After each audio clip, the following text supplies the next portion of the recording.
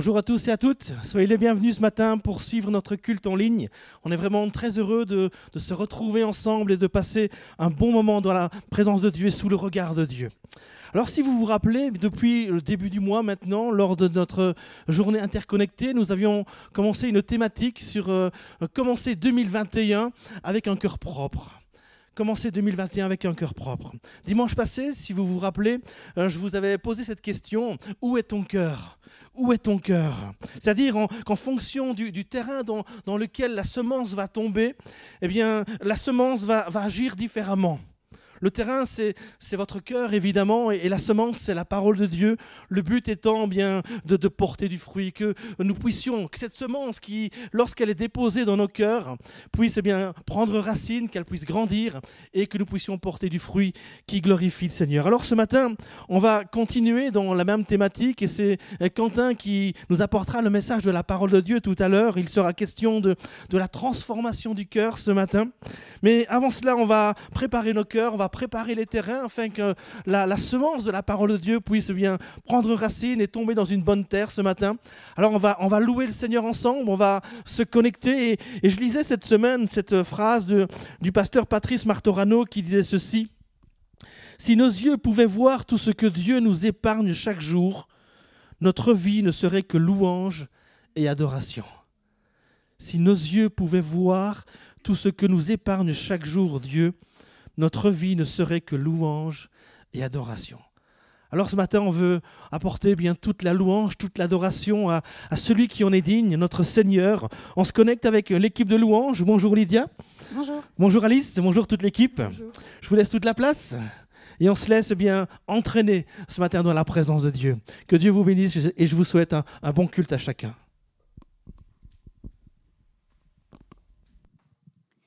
Eh bien, bonjour à tous. Nous voulons vraiment vous souhaiter la bienvenue. Nous voulons vraiment vous inviter à participer avec nous dans la louange. Vraiment, sentez-vous à l'aise. On veut vraiment, comme le disait le pasteur Bernard, élever le Seigneur, glorifier notre Dieu. Et nous voulons vraiment dire à Dieu, Seigneur, moi je t'aime pour la croix. Je t'aime parce que tu es celui qui me donne la paix. Tu es celui qui m'a ouvert le chemin vers le ciel. Et c'est vraiment un privilège. Et Seigneur, c'est vraiment ce que mon cœur veut te dire ce matin. Seigneur, je t'aime pour la croix. Je t'aime pour tout ce que tu veilles sur moi et que je ne mesure pas. Oui, Seigneur, je t'aime pour qui tu es.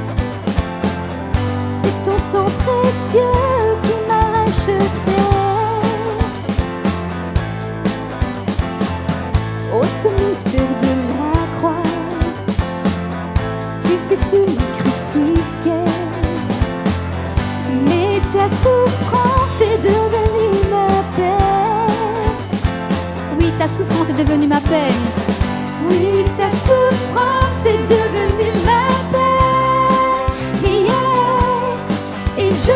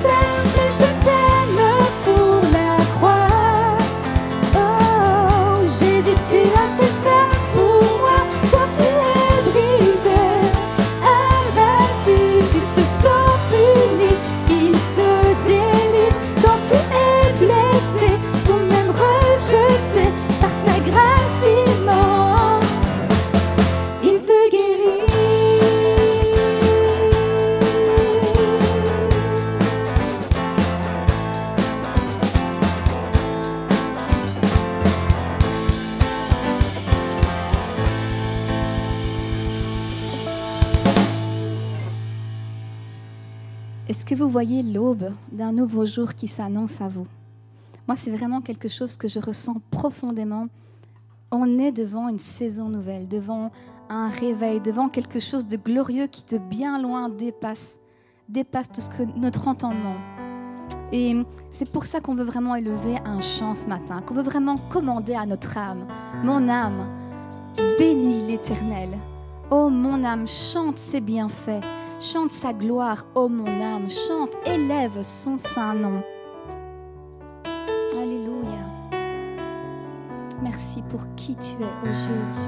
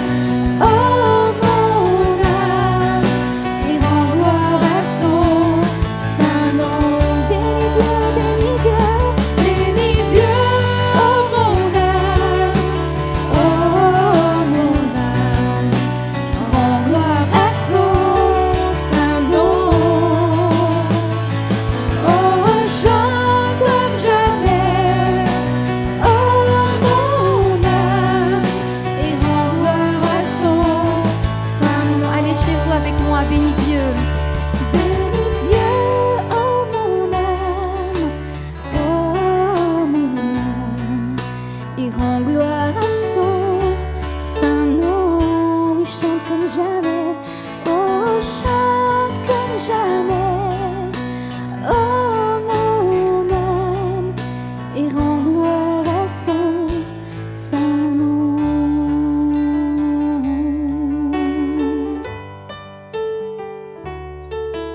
Te bénissons, Seigneur.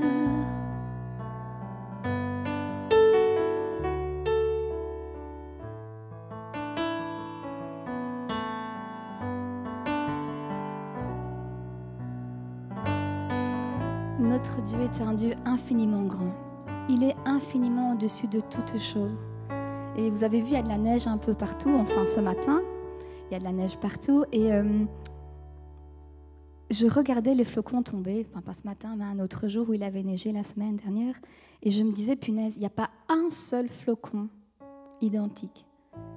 Et c'est peut-être bête, mais je me suis dit, waouh, punaise, combien Dieu est grand, quoi.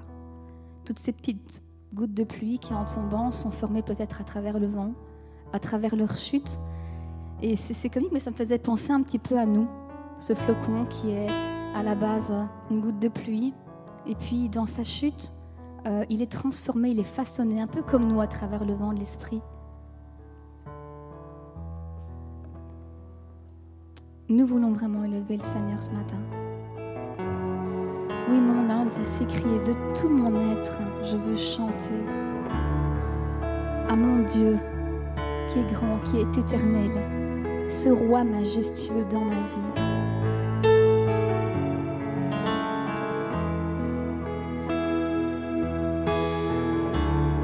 Je veux t'élever, Seigneur,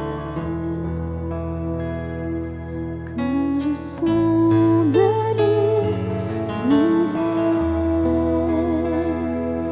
les astres que tu as créés, les océans, les mers, tout nous révèle ta majesté. Alors mon âme veut s'écrier de tout mon cœur. Oh, je veux chanter, oh Dieu, tu es infiniment grand, éternel, puissant, roi majestueux. Oh Dieu, tu es infiniment grand, éternel, puissant, roi majestueux.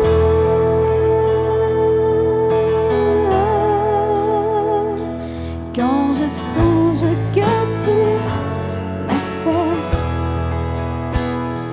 que tu t'es révélé à moi, que pour moi tu as tout créé, tout me révèle ta bonté.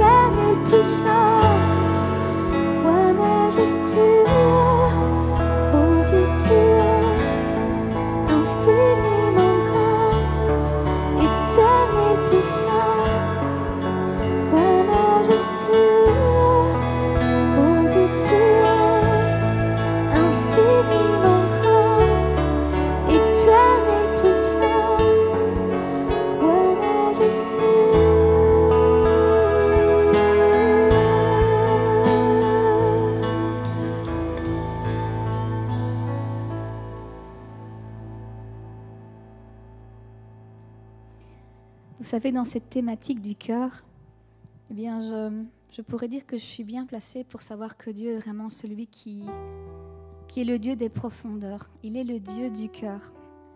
Pourquoi est-ce que je vous dis ça? Parce que j'ai eu une enfance compliquée, j'ai été placée très jeune dans un foyer, donc j'ai commencé à fuguer, j'ai commencé à me droguer, j'ai commencé à m'automutiler, j'ai cherché les mauvaises fréquentations, j'ai fait tout pour mettre ma vie à mort et me détruire.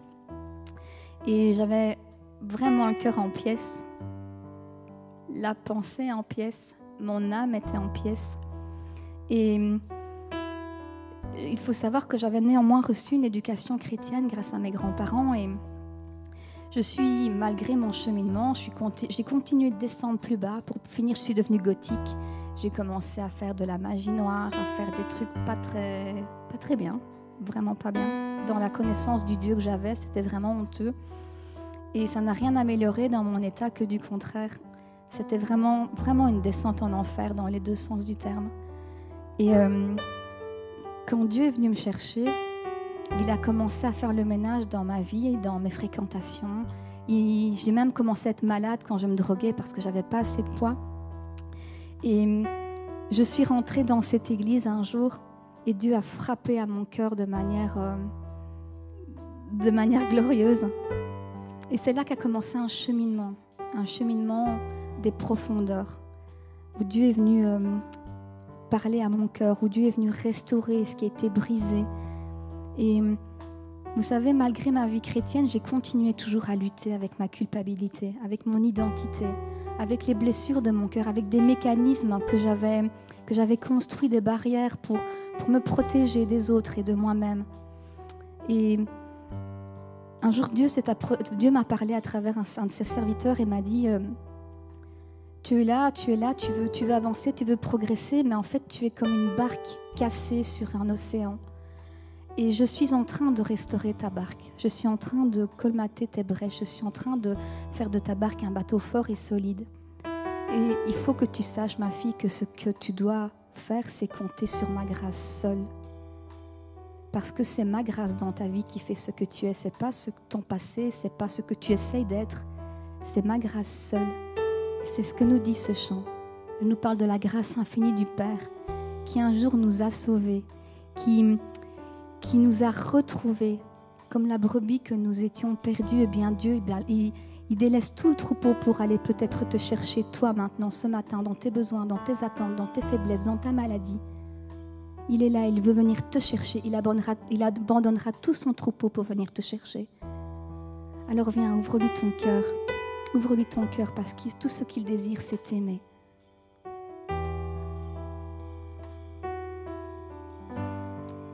Merci Seigneur pour ton amour. Merci pour ta grâce.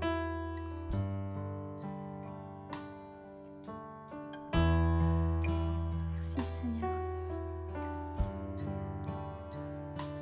J'étais brisée, vide et sans espoir. Ta grâce m'a trouvée, m'a restaurée. Je n'ai rien à moi, mais tel que je suis, tu me libères, tu me libères. Grâce infinie de notre Dieu qui un jour m'a sauvé. Oh, j'allais errante de lieu en lieu quand tu m'as retrouvée. Et maintenant je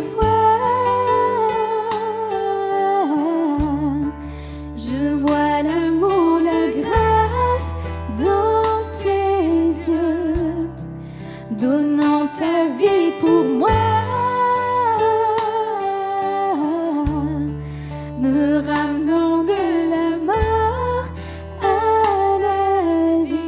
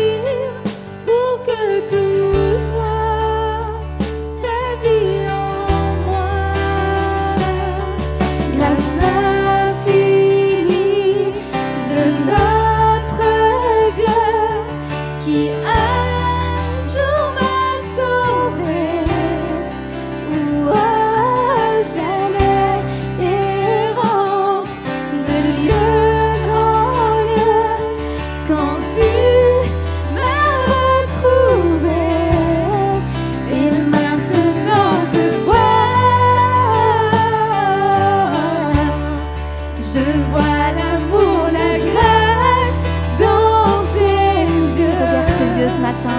Donnant ta vie pour moi. Me ramenant de la mort à la vie. Et maintenant je vois. Et maintenant je vois. Je vois l'amour, la grâce dans tes yeux. Donnant ta vie pour moi.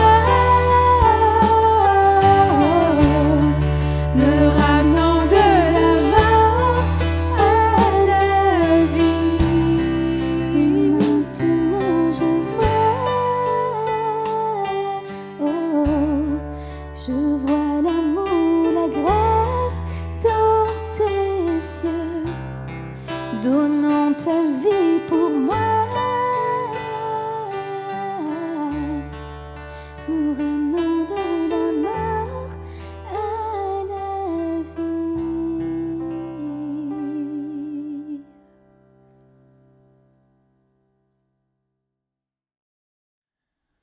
Bonjour à tous, ça fait plaisir de vous retrouver ce matin et on a passé un bon moment dans la louange, en tout cas moi j'ai vraiment passé un bon moment qui nous a connectés avec Dieu et j'aimerais pouvoir ce matin continuer un petit peu la thématique qu'on avait abordée lors de notre jeûne et prière, lors de la journée interconnectée. Je ne sais pas si vous y avez participé, je vais vous redire le thème qu'on avait choisi ensemble, c'était avoir un cœur propre, démarrer avec un cœur propre.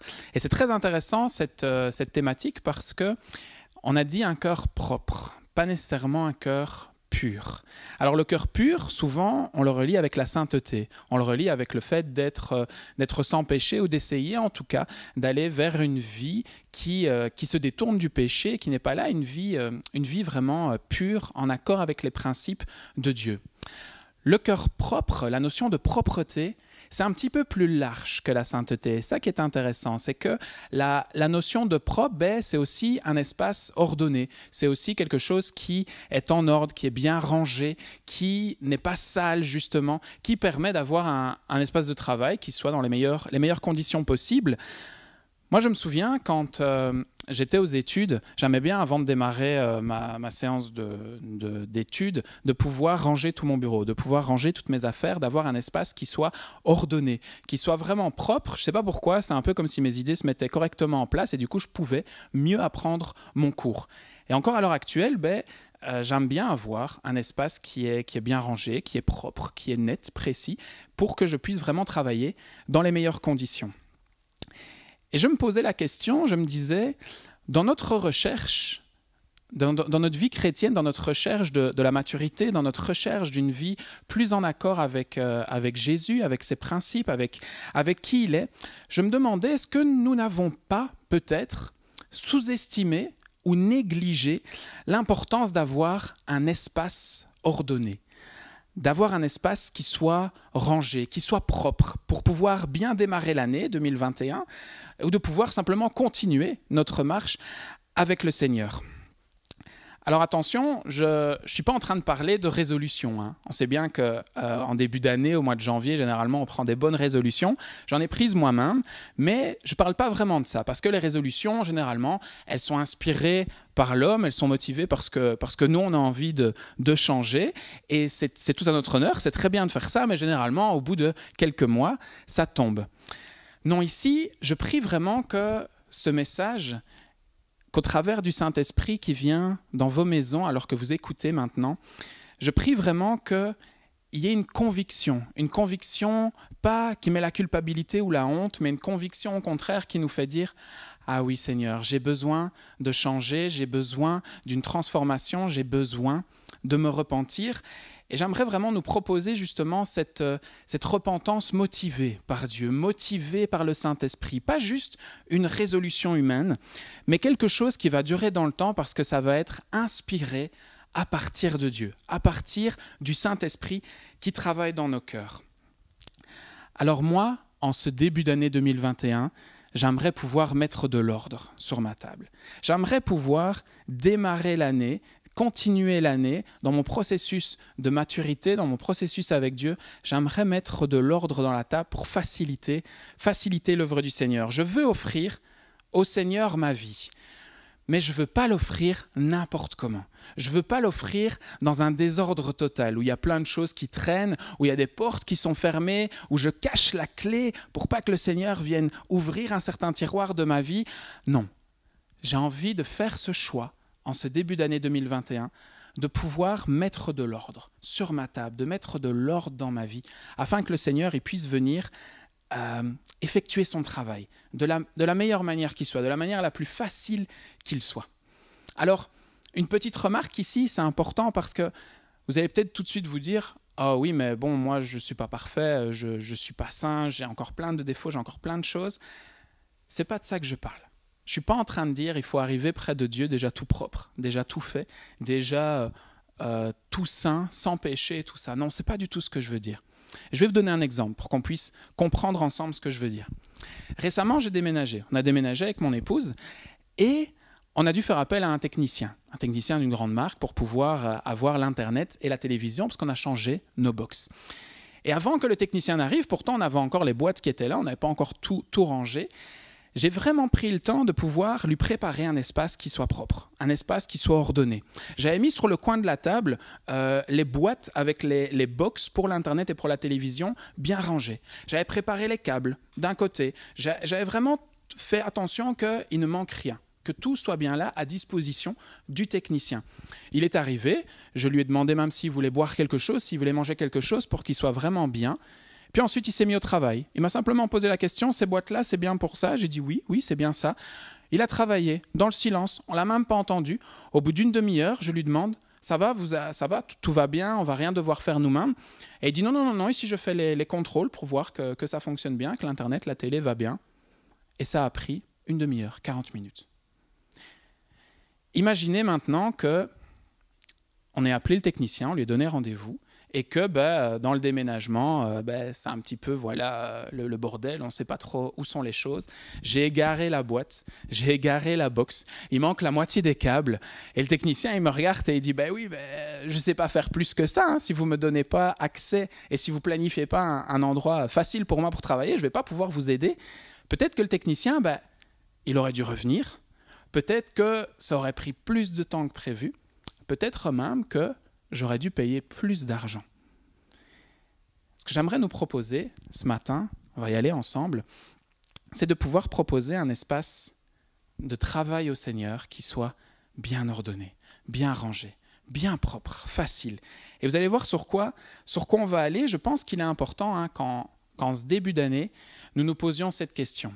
Ça va faire un clin d'œil avec la prédication que vous avez entendue la semaine passée de la part du pasteur Bernard. Et petite note, nous ne nous sommes pas concertés. Donc, c'est qu'il y a le Saint-Esprit qui est en train de naviguer là et qui essaye de dire quelque chose.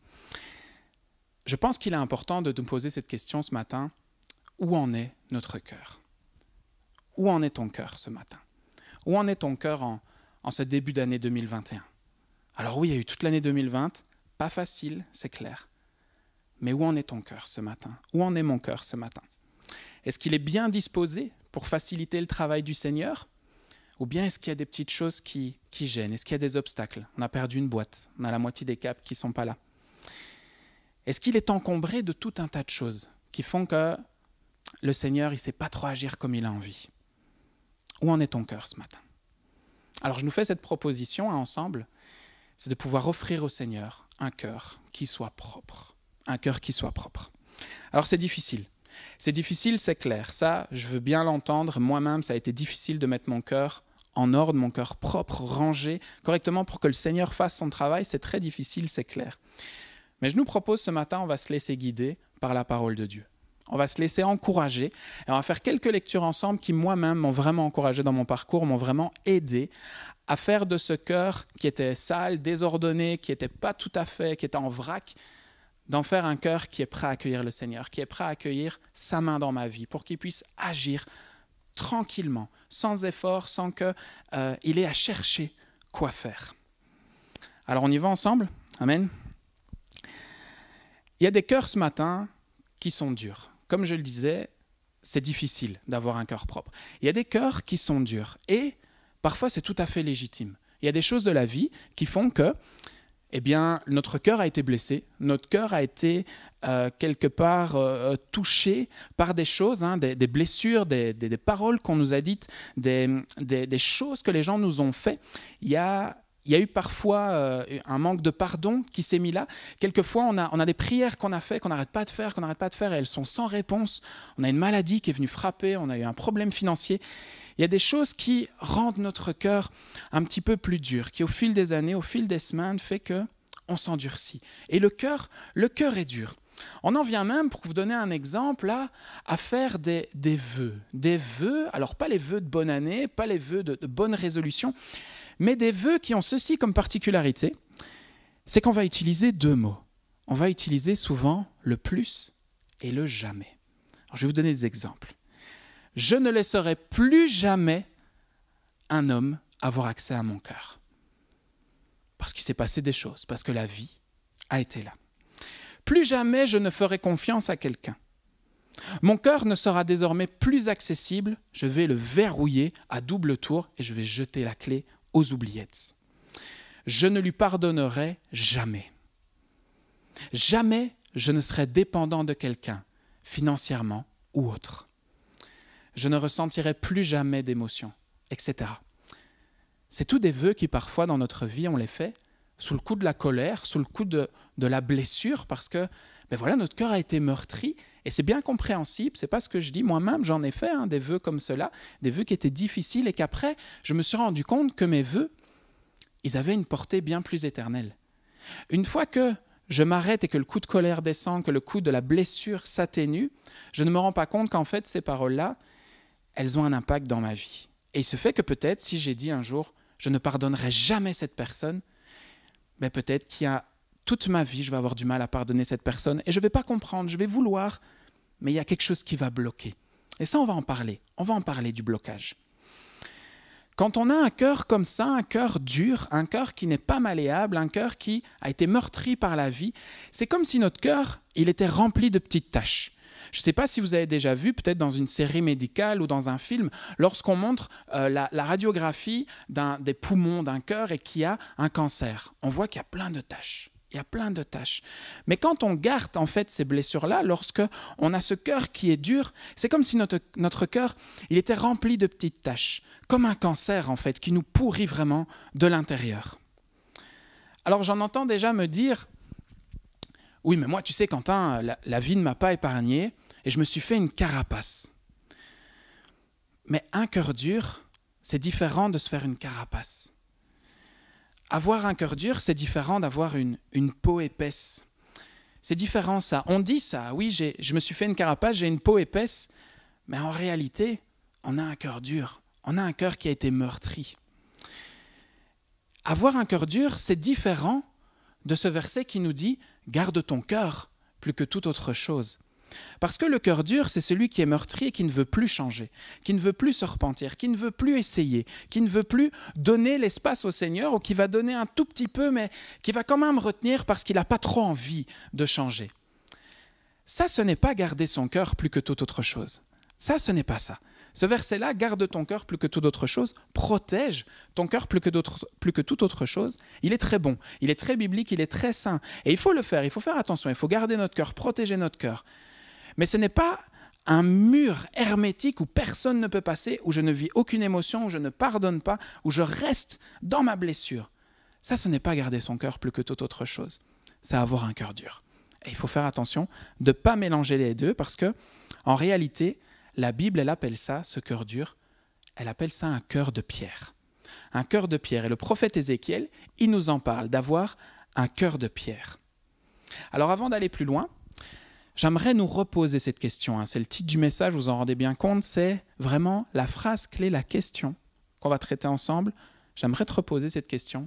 Où en est ton cœur ? Où en est mon cœur ce matin ? Est-ce qu'il y a des domaines dans ma vie où je me suis endurci, où je suis devenu dur envers cette personne, envers cette situation. Je suis devenu dur. Légitimement, il y a des choses qui viennent dans la vie, je ne dis pas le contraire. Mais est-ce que je ne me suis pas endurci ? Est-ce que tu t'es pas endurci dans certains domaines de ta vie? Alors le contexte d'Ézéchiel, vous savez bien, un texte hors de son contexte, ce n'est qu'un prétexte. Le contexte d'Ézéchiel, c'est un peuple juif qui déshonore Dieu. Un peuple qui a été dans les nations, un peuple qui n'a pas vraiment respecté ce que Dieu voulait, qui a jeté l'opprobre sur son nom, qui ne l'a pas respecté, qui a montré un Dieu, une religion qui était sale, qui n'était pas propre, qui était désordonnée, pas rangée du tout. Et surtout, les chefs religieux, mais le peuple également, n'avaient pas un cœur repentant, ils avaient un cœur dur, un cœur de pierre, un cœur qui ne voulait pas changer et qui avait été meurtri par l'exil, clairement. Dieu, il va répondre. Dieu, il va répondre au peuple juif, il va répondre aux chefs religieux, mais pas à cause des gens, pas à cause des prières, pas à cause de tout ça. Il va répondre à son peuple à cause de lui-même. Parce que Dieu, il est saint et il ne peut pas se renier. Il n'est pas un homme pour mentir, il n'est pas un homme pour changer d'avis. Et il est Dieu qui est saint. Et à cause de sa sainteté, il va opérer quelque chose. Il va faire une promesse au peuple juif que nous pouvons toujours saisir à l'heure actuelle. C'est toujours quelque chose, on va le lire ensemble, que l'on peut prendre pour soi, qu'on peut en faire sien et qu'on peut vraiment faire la même prière que Dieu a fait, que Dieu a promis. On peut prendre cette promesse, la prier et l'appliquer pour notre vie. On va le lire ensemble dans Ézéchiel, chapitre 11, versets 19 à 20. Ézéchiel, chapitre 11, versets 19 à 20. Dieu promet, « Je leur donnerai un seul cœur, et je mettrai en eux un esprit nouveau. Je retirerai de leur corps le cœur de pierre, et je leur donnerai un cœur de chair. Ainsi, ils pourront suivre mes prescriptions, garder et respecter mes règles.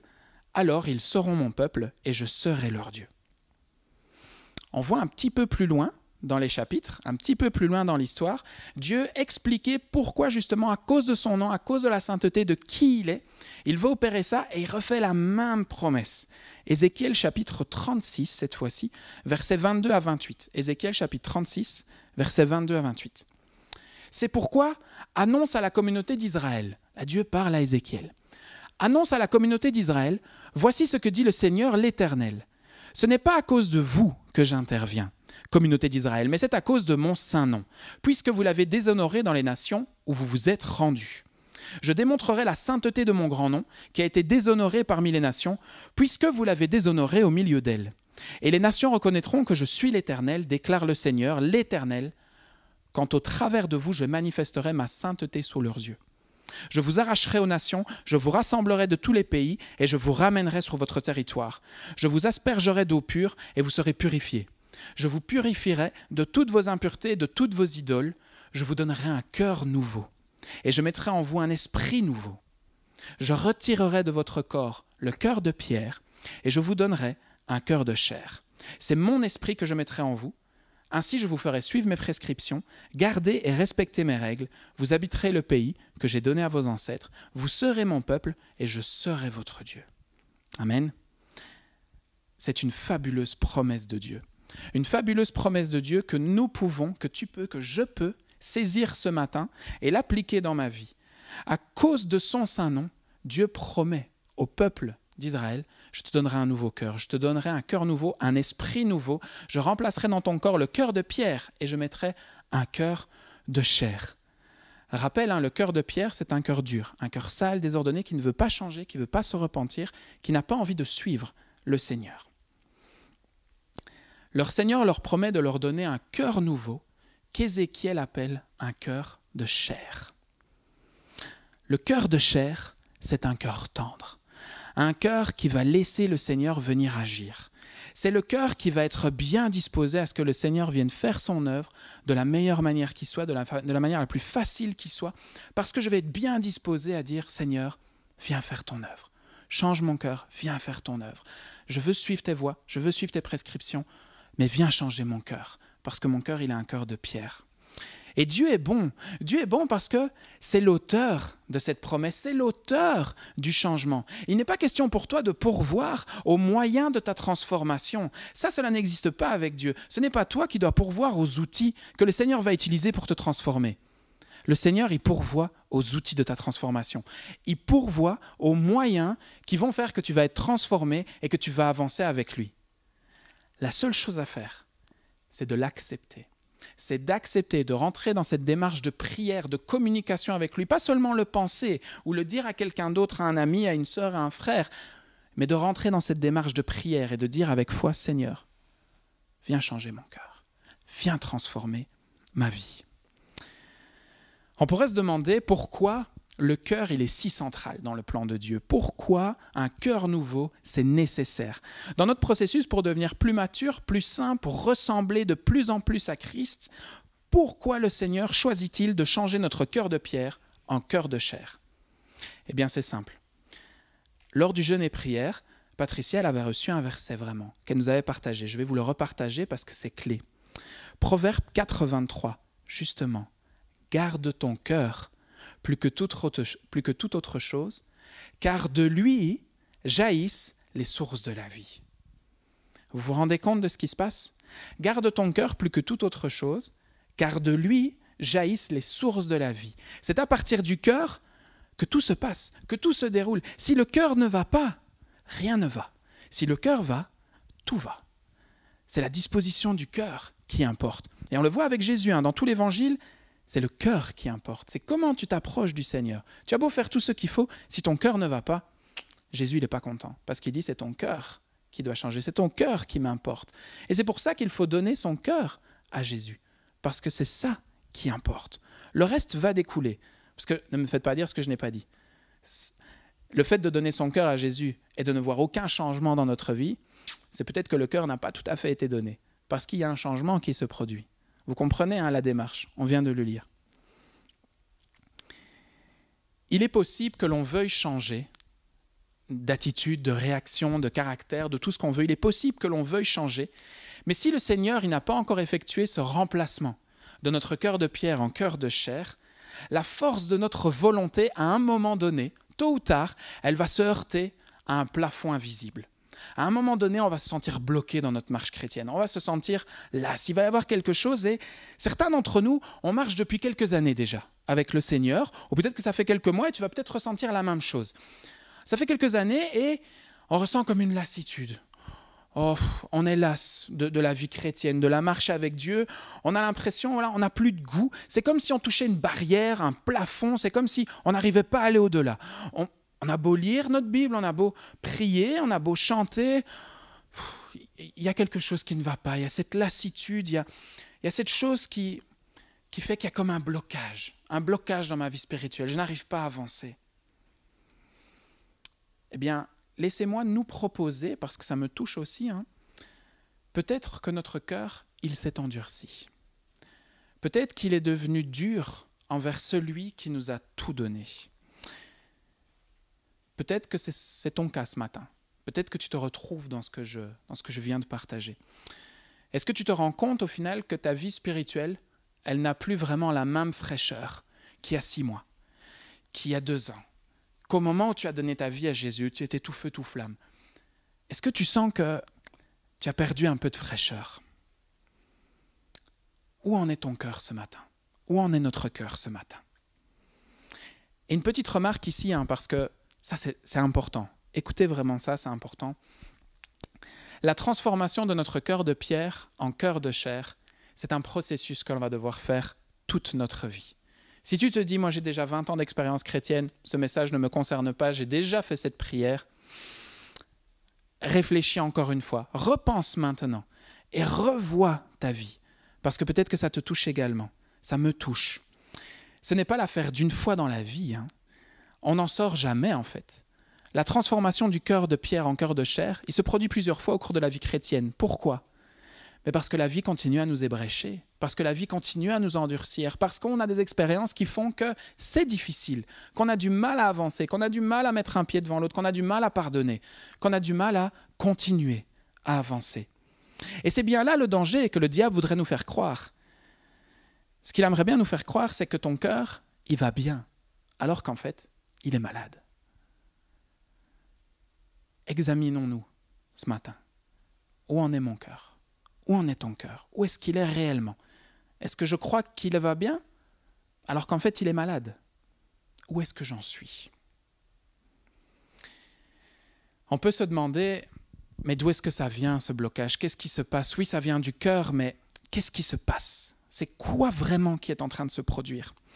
Et je pense vraiment que l'apôtre Jean, lorsqu'il nous a décrit l'Apocalypse, la vision qu'il avait reçue, il y a un passage qui, moi, m'a vraiment fait réfléchir et me fait toujours réfléchir, et c'est pour ça que je vous le partage, comme Ézéchiel, j'ai fait cette prière-là pendant longtemps, et je la refais encore. Et ce passage-là dans Apocalypse, chapitre 2, versets 2 à 5, et le verset 5, on prend le début, pas tout ensemble. Apocalypse 2, versets 2 à 5, l'apôtre Jean il nous explique cela, écrit à l'église, à l'ange de l'église d'Éphèse. Je connais tes œuvres, ton travail et ta persévérance, que des louanges au début. On peut se sentir gratifié quelque part. Waouh, oui, je fais des trucs pour Dieu, c'est bon. Je connais tes œuvres, ton travail et ta persévérance. Je sais que tu ne peux pas supporter les méchants. Tu as mis à l'épreuve ceux qui se prétendent apôtres sans l'être, et tu les as trouvés menteurs. Oui, tu as de la persévérance, tu as souffert à cause de mon nom, et tu ne t'es pas lassé. Mais ce que j'ai contre toi, c'est que tu as abandonné ton premier amour. Souviens-toi donc d'où tu es tombé, repens-toi et pratique tes premières œuvres. Waouh! Mais ce que j'ai contre toi, c'est que tu as abandonné ton premier amour. Waouh! J'ai beau tout faire, j'ai beau essayer d'avancer, ce que j'ai contre toi, c'est que tu as abandonné ton premier amour. Le problème, c'est le cœur. Le problème dans ce verset, c'est le cœur.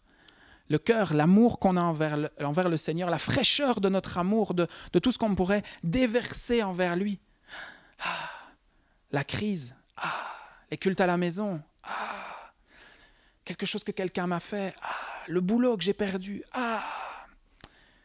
tout ça fait que petit à petit la flamme, elle s'éteint, et ça devient difficile, et on a du mal, et on perd notre premier amour, et on ne s'en rend pas compte, on s'en rend compte plus tard, quand on a déjà, et que on se rend compte, c'est difficile,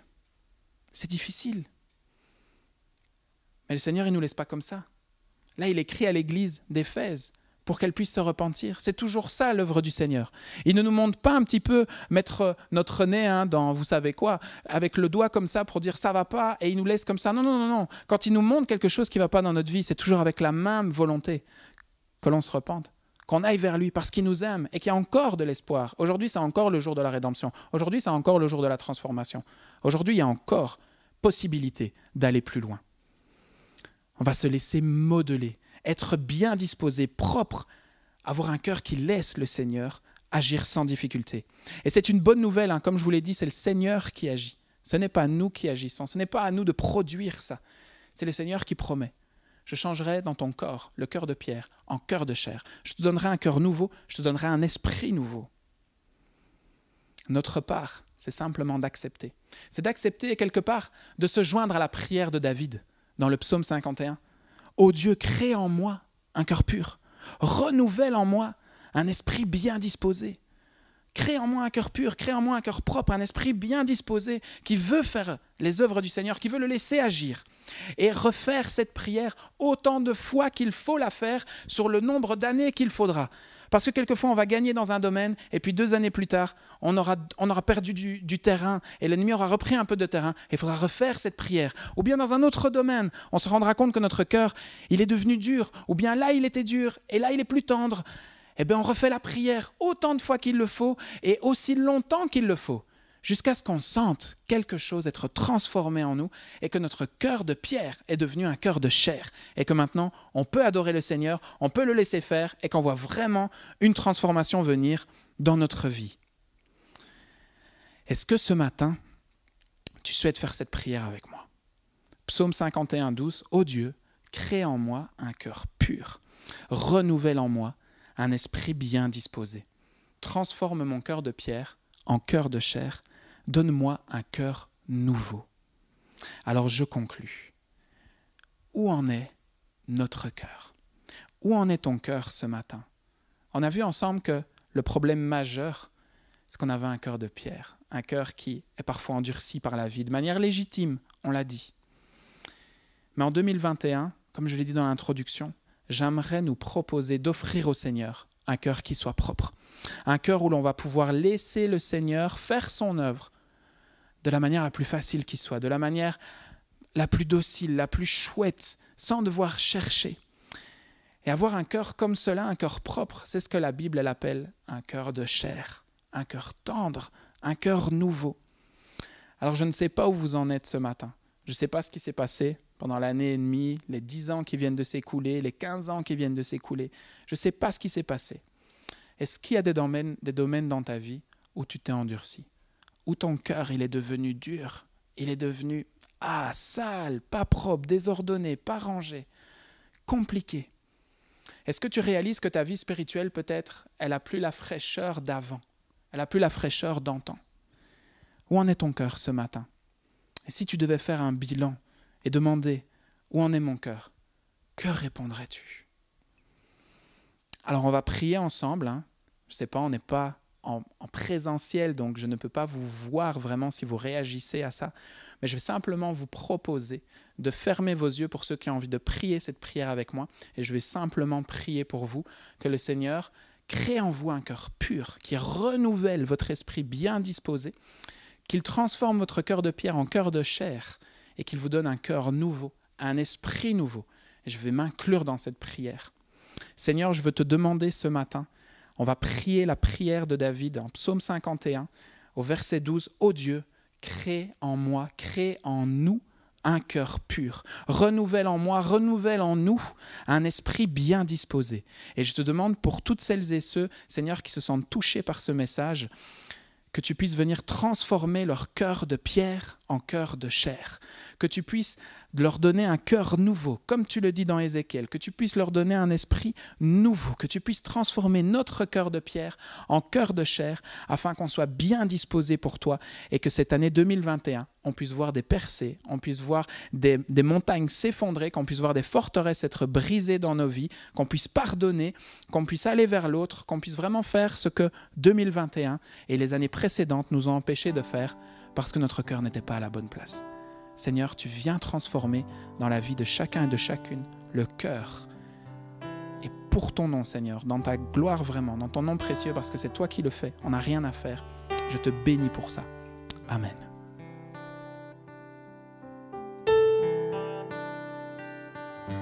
En toi les humbles sont bénis, en toi les faibles sont affermis, les cœurs brisés tu rétablis, donnant la vie. C'est amour qui peut libérer, c'est amour qui peut restaurer, nous appelle par notre nom, tu nous appelles par notre nom. C'est Dieu qui crée tout l'univers, c'est Dieu qui va mourir au calvaire, nous appelle par notre nom, tu nous appelles par notre nom.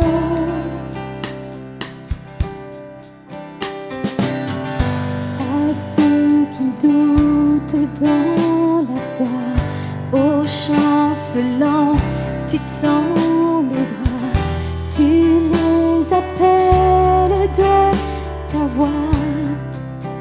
Venez à moi, oui viens lui, c'est amour qui peut libérer, c'est amour qui peut restaurer, nous appelle par notre nom, tu nous appelles par notre nom. C'est Dieu qui créa tout l'univers, c'est Dieu qui va mourir au calvaire, nous appelle par notre nom, tu nous appelles par notre nom. C'est amour qui peut libérer, c'est amour qui peut restaurer, nous appelle par notre nom, tu nous appelles par notre nom. C'est Dieu qui créa tout l'univers, c'est Dieu qui va mourir au calvaire, il t'appelle par notre nom, tu nous appelles par notre nom. Oh, oh, oh, oh, oh.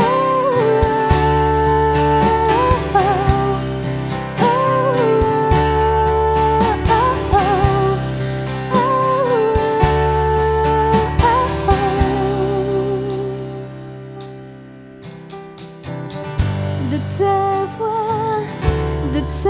voix, tu nous appelles à la croix. De ta voix, tu nous appelles à la croix. L'entends-tu, il t'appelle. De ta voix, tu nous appelles à la croix. Réponds à l'appel ce matin. De ta voix, tu nous appelles à la croix. Réponds à cet amour. Cet amour qui peut libérer. Amen. Cet amour qui peut restaurer. Nous appelle par notre nom. Tu nous appelles par notre nom. C'est Dieu qui créa tout l'univers. C'est Dieu qui va mourir au calvaire. Nous appelle par notre nom. Tu nous appelles par notre nom. Cet amour qui peut libérer. Cet amour qui peut restaurer.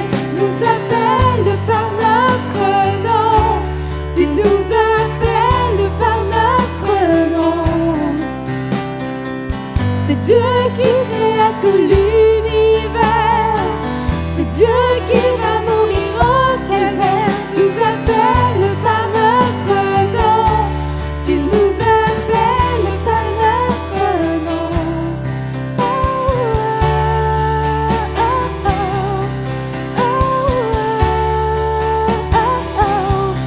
oh,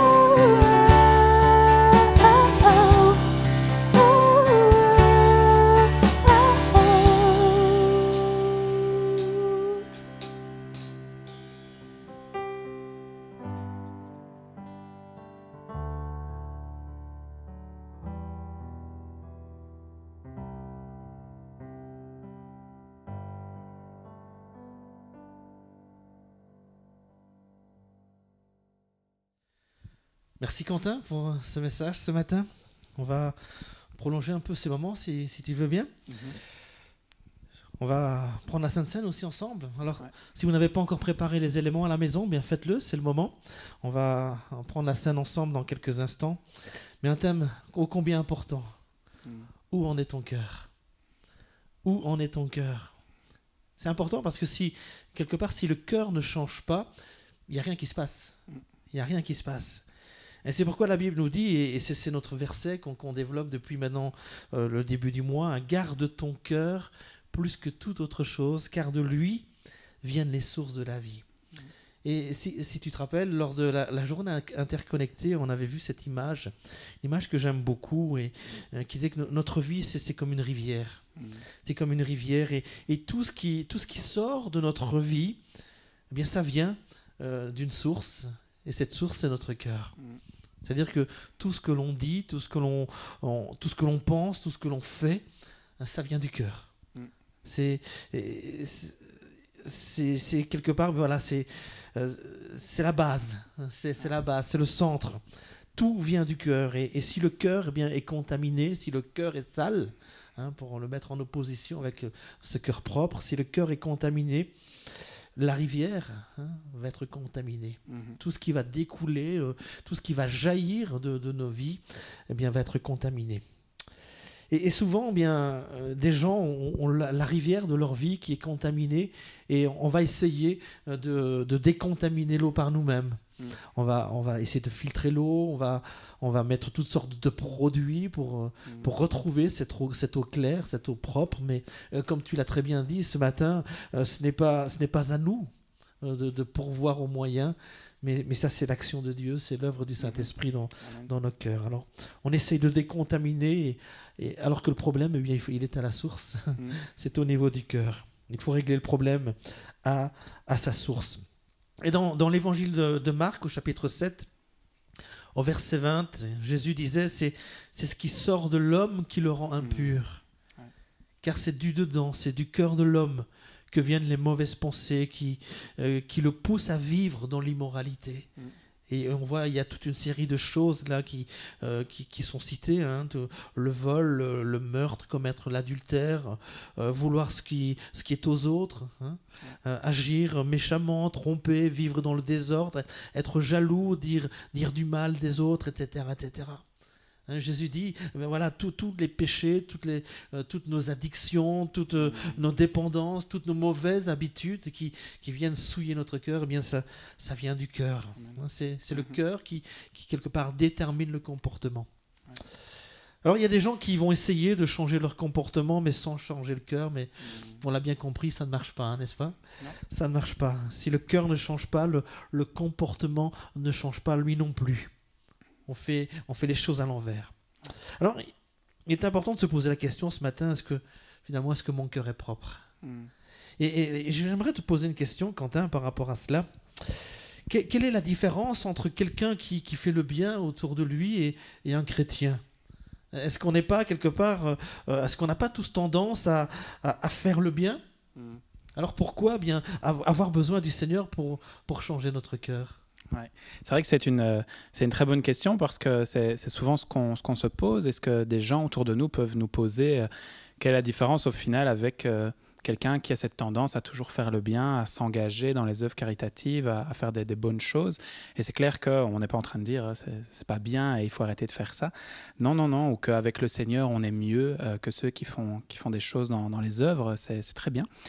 Mais là où la différence elle va se mettre, c'est que il y a des situations, il y a des choses qui, avant, pouvaient nous rendre totalement indifférentes, qui pouvaient nous laisser totalement indifférentes auparavant, que notre cœur n'était pas du tout touché par ces situations qui, lorsque le Seigneur, on le laisse produire justement ce changement dans notre cœur, qu'on le laisse transformer notre cœur de pierre en cœur de chair, on va être touché à ce moment-là par ces choses. Donc, on voit vraiment le Seigneur intervenir lorsque une situation d'un ami qui me partageait auparavant ne me touchait pas vraiment, que j'étais indifférent à sa situation.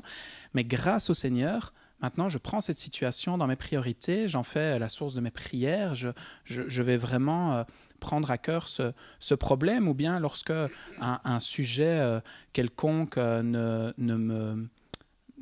me touchait vraiment pas et que par la grâce du Seigneur, je suis touché par cette situation et je commence par exemple à donner financièrement à cela, qu'avant je n'aurais pas du tout été touché par cela. On voit ça avec le manque de pardon par exemple, hein, que le Seigneur peut toucher notre cœur au point de pardonner quelqu'un, que cela, là se situe la différence entre quelqu'un qui fait le bien, qui a tendance à faire le bien, et parfois les chrétiens ont aussi tendance à faire le bien, mais le Seigneur transforme le cœur, transforme les situations. C'est là que se situe la différence.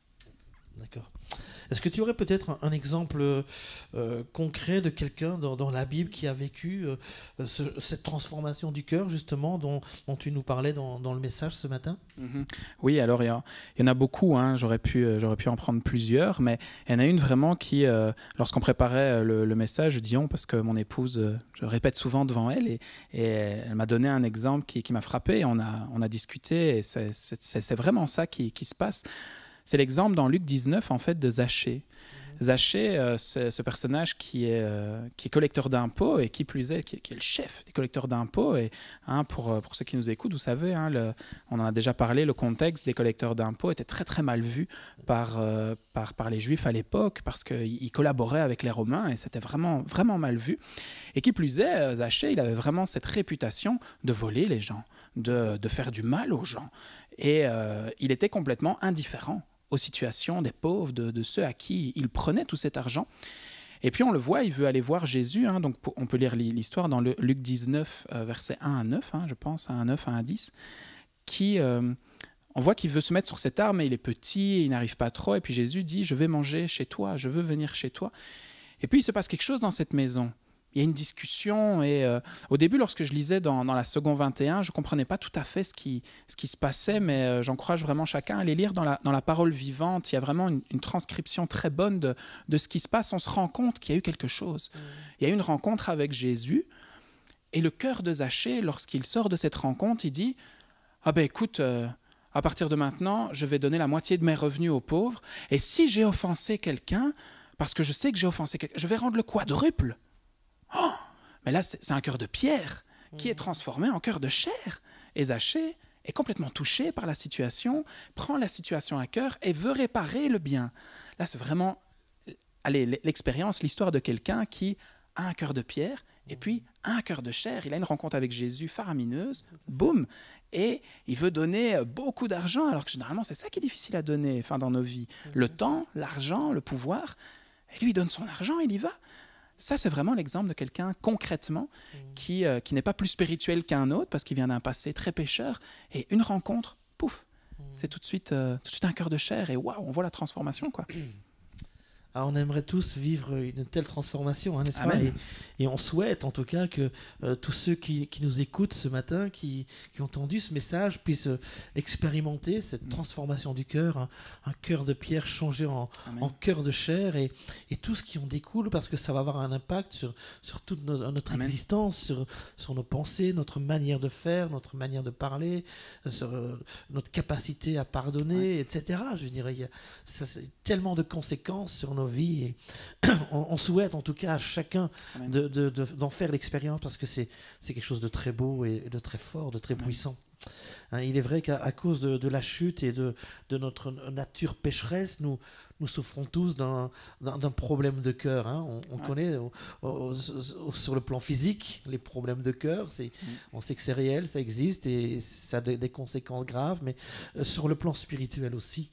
Et souvent en début d'année, on se souhaite une bonne année, une bonne santé physique, mais je crois que spirituel, c'est tout aussi important, avoir une bonne santé spirituelle. La Bible nous dit ceci: le cœur est tortueux par-dessus tout et il est méchant, qui peut le connaître?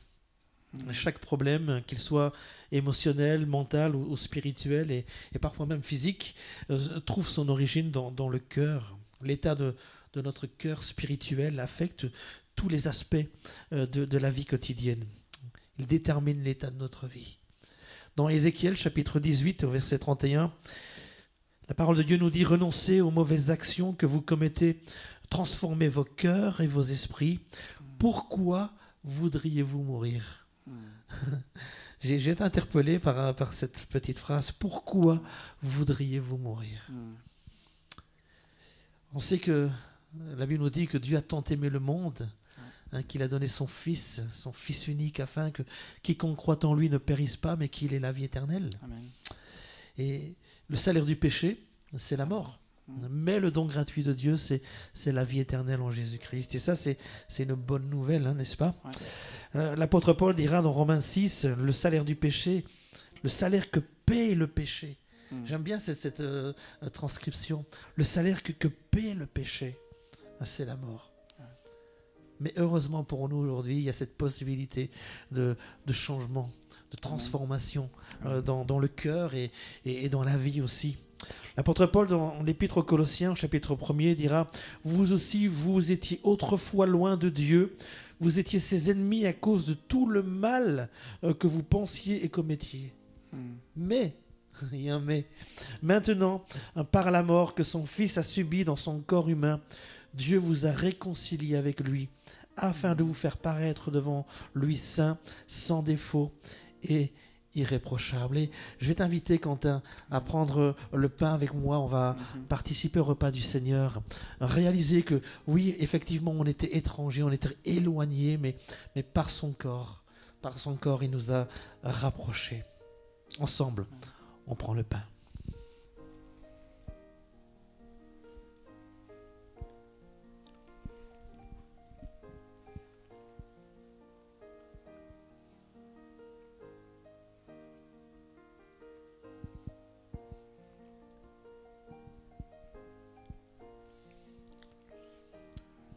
Dans la première épître de Jean, au chapitre 1er, verset 7, il est dit: mais si nous vivons dans la lumière comme Dieu lui-même est dans la lumière, alors nous sommes en communion les uns avec les autres, et le sang de Jésus, son Fils, nous purifie de tout péché. Et on comprend bien l'importance de ce passage, hein, pour un cœur propre, pour un cœur qui est lavé, qui est purifié.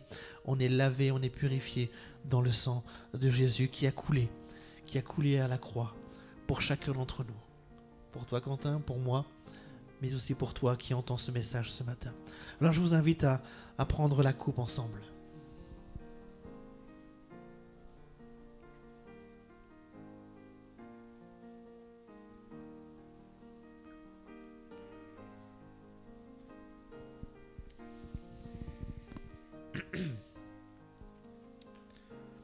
Dieu, source de la paix, a ramené d'entre les morts notre Seigneur Jésus, devenu le grand berger des brebis grâce au sang de son sacrifice, qui garantit l'alliance éternelle.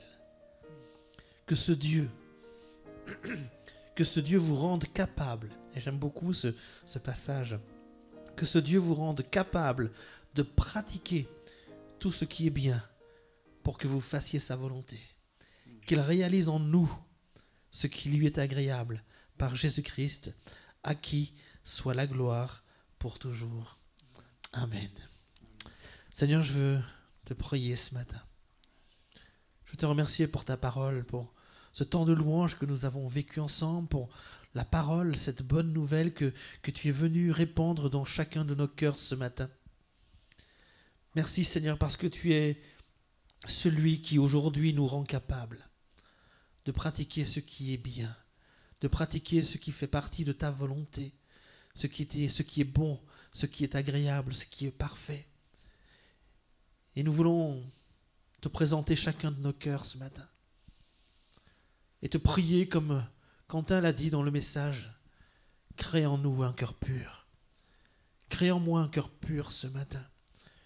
Tu es celui qui sonde les cœurs et les reins, tu sais tout ce qui s'y trouve ce matin, tu connais les domaines dans lesquels on a peut-être un cœur qui est endurci, des domaines dans lesquels nous avons besoin de voir une réelle transformation aujourd'hui.